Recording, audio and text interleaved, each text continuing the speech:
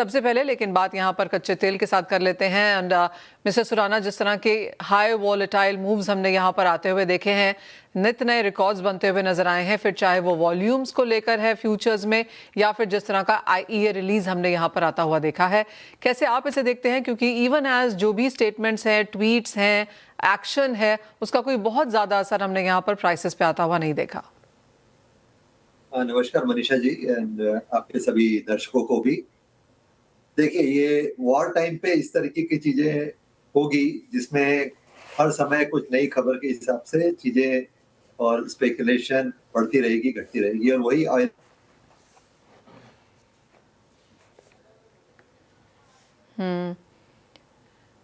जी हाँ mister Surana, well said कि कुछ ना कुछ यहाँ पर आता रहेगा और मार्केट्स उससे रिएक्ट भी करते रहेंगे, लेकिन एज ऑफ नाउ जो कुछ सब यहाँ पर अब हो चुका है, आप कहेंगे प्राइसेस में फैक्टर्ड इन है?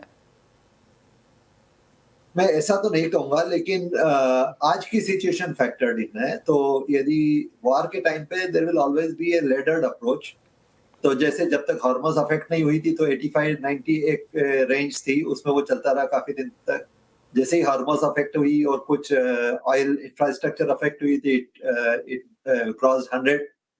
तो यदि अभी जब तक ऐसी होप है कि हॉर्मस जल्दी ही कुछ क्लैरिटी आएगी उसमें, और या अल्टरनेटिव मीन्स आ जाएंगे, वो अल्टरनेटिव मीन्स में या तो रेड सी से एडिशनल सप्लाईज है या आईए की रिलीज है। और आईए की जैसे आज 400-400 मिलियन बैरल्स का आईए, मतलब करीब 20 दिन का सप्लाई हो गया वर्ल्ड का, जो हॉर्मस से अफेक्ट हो रहा था।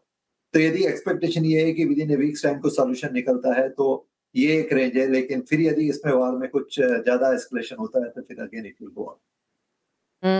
मिस्टर सुराना, काफी सारे ग्लोबल बैंक्स एंड ब्रोकरेजेस की तरफ से यहाँ पर स्टेटमेंट्स आए हैं।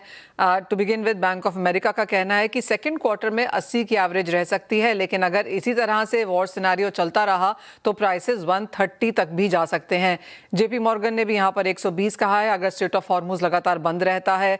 सिटी का कहना है कि 80 to 90 की रेंज रह सकती है अगले 1-2 हफ्ते के लिहाज से। और बार्कलेज ने काफी सारे सिनेरियोज बनाए हैं, जहां पर एक सिनेरियो है जिसमें 10% प्रोबेबिलिटी है कि 150 तक के लेवल्स भी यहां पर जा पाएंगे। आप कहेंगे बाजार में काफी कुछ इफ एंड बट पे यहां चल रहा है, एंड इज द रीजन लोग काफी सारे सिनेरियोज के साथ काम कर रहे हैं? नहीं, ये डिपेंड करता है कि कौन इसको किस परिप्रेक्ष्य में देख रहा है। तो मुझे 150 तो कुछ थोड़ा लॉन्ग शॉट लगता है, 150 जाने का चांसेस मुझे नहीं लगता है। लेकिन यदि सिचुएशन जल्दी सेटल नहीं होती है तो 120-125 टच होने का चांस डेफिनेटली लगता है। लेकिन सिचुएशन ये है कि ये ऑयल का ही सवाल नहीं है। अब जो 12-13 दिन चलने के बाद बाकी चीजों पे भी इसका इफेक्ट आने लगा है। जैसे यदि आप उल्टी तरीके से देखें कि ऑयल उधर से आना है, लेकिन मिडिल ईस्ट में जो है डेली एसेंशियल सप्लाईज भी तो बाहर से आ रही है, वो उन पे भी इफेक्ट पड़ेगा।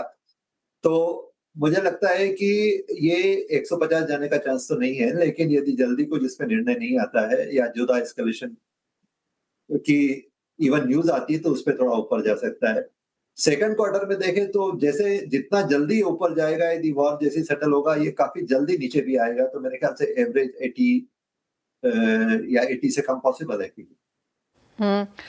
स्ट्रेट ऑफ हॉर्मुज की अगर यहाँ पर बात करें तो आज सुबह ही हम रिपोर्ट्स में देख रहे थे कि 2 इंडियन शिप्स वहाँ से क्रॉस हुई हैं। जिस तरह की रिपोर्ट्स हैं, 28 फरवरी से 10 मार्च तक 6 ईरानियन शिप्स भी वहाँ से क्रॉस हुई हैं स्ट्रेट ऑफ हॉर्मुज से। तो ऐसा नहीं है कि बिल्कुल बंद हो गया है। And then of course Saudi Arabia या फिर यूएई की बात की जाए तो वो रेड सी से भी यहाँ पर कुछ शिप्स लेके जा रहे हैं। तो टोटल ठप है, ऐसा शायद बाजार को नहीं लगता। आप इसे कैसे रीड आउट करेंगे? नहीं, देखिए, डे टू डे सिचुएशन पे इसके डे टू डे सॉल्यूशन निकलेंगे, क्योंकि वॉर सिचुएशन में आप ये नहीं कह सकते। ये सिनेरियो एनालिसिस है और सिनेरियो जैसा बनेगा उसके ऊपर उसके सॉल्यूशन भी निकलेंगे। तो जैसे न्यूज आ रही है कि कुछ शायद हार्मोस से कुछ टैंक निकल गए, या कल यदि कुछ फिर अफेक्ट हो जाता तो फिर इसमें एक नेगेटिव न्यूज आ सकती है। तो डे टू डे सिचुएशन पे इसमें ये चलेगा और डे टू डे बेसिस पे इसके सॉल्यूशन भी निकलेंगे, जब तक कि कोई विजिबिलिटी इस पे आती है regarding the end of the war. एक फाइनल सवाल मिस्टर सुराना, और ये इंडिया की एनर्जी सिक्योरिटी के लिहाज से है। गैस एलपीजी को लेके क्या चल रहा है हम सब जानते ही हैं। Crude oil as of now थोड़ी सी स्थिरता यहाँ पर है, लेकिन चीज़ वही है कि अगर ये लंबा खींचेगा तो फिर सिर्फ इंडिया नहीं, बाकी एशियन इकोनॉमीज सभी के ऊपर इसका इम्पैक्ट आएगा। जहाँ पर हम फिलहाल खड़े हैं, इंडिया के कॉन्टेक्स्ट में इसे कैसे देखेंगे? देखिए, सरकार ने कल ऑलरेडी इसके ऊपर स्टेटमेंट भी दिया है कि एलपीजी की सप्लाईज के लिए वो ऑलरेडी जो भी प्रोएक्टिव मेजर लेना है, जैसे गैप बिटवीन 2 सिलेंडर को कम करना है या रीपर्पस करना है या एसेंशियल यूज के लिए पहले देना है, जैसे हाउस होल्ड वगैरह के लिए। तो लेकिन मुझे लगता है सरकार ने वो सब एक्शंस लिए हैं और अल्टरनेट कार्गोज भी एलपीजी की इसे बाजार में, मतलब विश्व बाजार में कमी नहीं है, अल्टरनेट सोर्सेस हैं, लेकिन हमारे जो टाई अप थे वेस्ट एशिया से, उसमें इमीडिएटली कटौती आने के कारण कुछ तकलीफ जरूर ही होगी।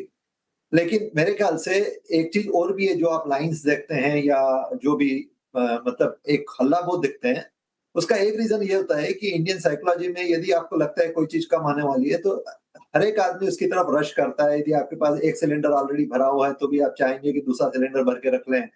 इवन रेस्टोरेंट्स वाले भी एडिशनल सप्लाईज या इवन जो डोमेस्टिक सिलेंडर जो कायदे से उनको यूज नहीं करना चाहिए, वो होल्ड करने की कोशिश करेंगे।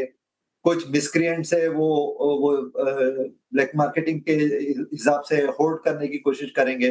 तो ऐसा नहीं है कि एक दिन में कोई सिलेंडर सब खत्म हो गए, जैसे आपको कल के कल लाइन दिखने लगी।